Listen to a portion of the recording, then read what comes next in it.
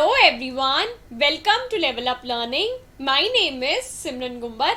आज की ये छोटी सी वीडियो तुम्हें all the very best wish करने के लिए, all the best for your exams. Good luck, अच्छे से पेपर करके आना और अच्छे अच्छे मार्क्स लेकर आना.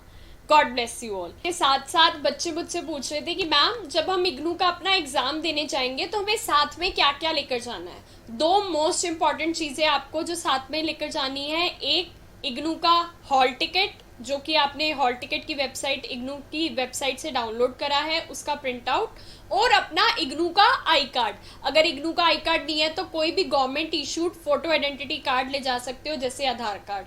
बाकी अपने ब्लैक पेन ब्लू पेन तो लेकर जाओगे, ये आंसर्स लिखोगे ना. आपको कुछ ट्रिक्स और टिप्स बताने के लिए जो कि आपको 80+ लाने में मदद करेगी. तैयारी सब हो गई, सारे कॉन्सेप्ट समझ लिए, सिमरन मैम की रिविजनरी क्लासेस भी ले ली, लेकिन अब बारी है उसको पेपर में लिख कर आने की. तो किन किन चीजों का आपका ध्यान रखना है ये देख लो. छोटी सी वीडियो है लेकिन बहुत यूजफुल रहेगी. सबसे पहले मैंने आपको बताया था इग्नू के एग्जाम्स में अब सप्लीमेंट्री शीट नहीं मिलती, तो जो शीट का आपको बंडल मिलता है उसी में आपको अपना पेपर करना होता है. उसमें लिखने के लिए अप्रोक्सीमेटली आपको 24 शीट्स मिलती हैं और आपको करने होते हैं 5 क्वेश्चंस. तो उस हिसाब से बच्चे पूछते हैं मैम 20 मार्क्स के क्वेश्चन के लिए कितने पेजेस भरने हैं, मैम 10 मार्क्स के लिए कितने पेजेस भरने हैं. देखो मैं हूं टीचर, मैं तुम्हें ऐसे नहीं बोलूंगी बस इतने पेजेस भर के आ जाना, बट एक ओवरऑल आइडिया देना बहुत जरूरी हो जाता है कि कितने पेजेस में आपको अपने आंसर को कवर करना है. लेकिन लिखकर सिर्फ और सिर्फ समझदारों वाली बातें आना, रेलिवेंट चीजें लिखकर आना. अब देखो 20 मार्क्स का जो एक बड़ा क्वेश्चन होगा उसके लिए आप 5 पेजेस भर सकते हो. आगे 1, पीछे 2, 3, उसके पीछे 4, 5, ऐसे 5 पेजेस भर सकते हो. उसके बाद अगर 10 मार्क्स का क्वेश्चन है तो अप्रोक्सीमेटली 2.5 शीट्स पेजेस पे लिख सकते हो आप.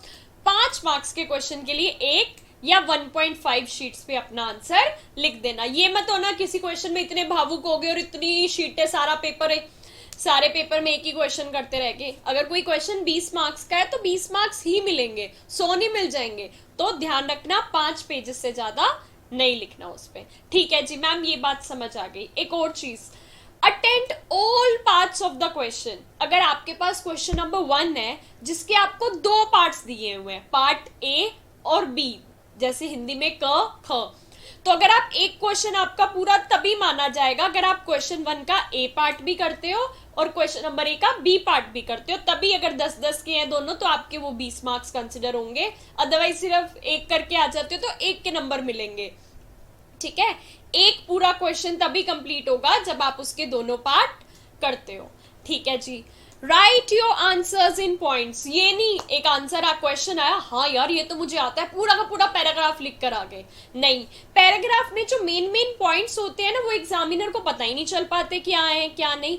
तो आप अपना आंसर पॉइंट्स में लिखोगे. मान लो आप, जैसे मैं आपको हमेशा बताती हूँ, एक प्यारी सी इंट्रोडक्शन लिखो, छोटा सा फ्लो चार्ट बना दो, फिर मेन पॉइंट्स को लिखो विद एग्जाम्पल्स, कंक्लूजन लिखो. और अगर किसी क्वेश्चन में लगता है कि आप इस फॉर्मेट को फॉलो नहीं कर पाओगे, कोई दिक्कत की बात नहीं है, बट पैराग्राफ की जगह पॉइंट्स में लिख कर आना. जैसे पहला पॉइंट आपको कुछ पता है, फर्स्ट पॉइंट उसको एक्सप्लेन कर देना, सेकंड पॉइंट उसको एक्सप्लेन कर देना. पैराग्राफ की जगह पॉइंट्स में लिख कर आओगे या बुलेट फॉर्म में लिख कर आओगे. उसके बाद एक और चीज, टाइम को मैनेज करना बहुत बहुत जरूरी होता है. तो टाइम को किस हिसाब से मैनेज करोगे? 3 घंटे का पेपर है, 5 क्वेश्चन करने हैं, तो 30 मिनट्स आपको देने हैं 20 मार्क्स के क्वेश्चन के लिए. आपको पता है 20 मार्क्स के 5 क्वेश्चन करने हैं. तो अगर आप एक 20 मार्क्स वाला क्वेश्चन अटेंड कर रहे हो तो ये चीज ध्यान में रखना, आधे घंटे में आपको कंप्लीट कर देना है. उस हिसाब से तो आपका पेपर 2.5 घंटे में हो जाएगा. लेकिन हम हाफ एन आवर एक्स्ट्रा लेकर चल रहे हैं, किसी क्वेश्चन में ज्यादा भावुक हो गए, 30 की जगह 40 मिनट्स लगा दिए तो वो कवर अप हो जाए. बट मेन चीज ध्यान रखनी है, 20 मार्क्स के बड़े क्वेश्चन के लिए 30 मिनट. उसी हिसाब से अगर 20 मार्क्स को 30 मिनट दे रहे हो तो 10 मार्क्स वाले को 15 मिनट दोगे. ये चार चीजें अगर आप ध्यान में रखते हो और आपने मुझसे जैसे प्रिपरेशन कर रखी है या कहीं से भी प्रिपरेशन कर रखी है, तो आपके पेपर को ऐसे 4 चांद लग जाएंगे और आपको अच्छे मार्क्स जरूर मिलेंगे. उसके साथ साथ वैसे तो आपको ये मेन 4 पॉइंट्स दिखे होंगे, लेकिन ये 4 पॉइंट्स नहीं, ये 5 पॉइंट्स है. मैम 5वां पॉइंट क्या है? अरे इस स्माइली को भूल गए क्या, ये तो सबसे ज्यादा इंपॉर्टेंट है। तुम लोगों ने पढ़ाई करी है तो डरना नहीं है। कुछ बच्चे पहले इतने डरे होते हैं, जो आता होता है वो भी नहीं लिख पाते। तो बिल्कुल स्माइलिंग वाला हंसी खुशी हंसते खेलते जाना कि हमने तो अच्छे से पढ़ाई करी है, अच्छा होगा। देखो लाइफ में थोड़ा डर जरूरी है। तुमने पढ़ाई करी है, पेपर देने जा रहे हो, डर तो लगेगा, लेकिन एक अपने अंदर कॉन्फिडेंस होना और भी जरूरी है कि हाँ भाई अगर जैसा भी क्वेश्चन आए मैं हैंडल कर लूंगी, क्योंकि मैंने कॉन्सेप्ट्स समझ रखे हैं। तो इन 4 चीजों के साथ 5वीं ये स्माइल अपने फेस पर रखना, ताकि आपको भी कॉन्फिडेंस मिलता रहे। ठीक है जी। उसके बाद all the very very best. देखो यहाँ पर भी मैंने तुम्हारे लिए इतनी बड़ी सी स्माइली लगाई है ताकि तुम्हें याद रहे पेपर में डरना नहीं है। All the very very best. अच्छे से पेपर्स अटेंड करके आना, और जितना आता है जैसे आता है उस हिसाब से अपने प्रेजेंस ऑफ माइंड को जरूर रखना कि हाँ मैंने इस टॉपिक को ऐसे पढ़ा था तो इसको ऐसे लिख सकते हैं, ऐसे लिख सकते हैं। घबराना नहीं है। ठीक है जी। वीडियो को लाइक कर देना, नीचे कमेंट करके बता देना कि तैयारी कैसी चल रही है।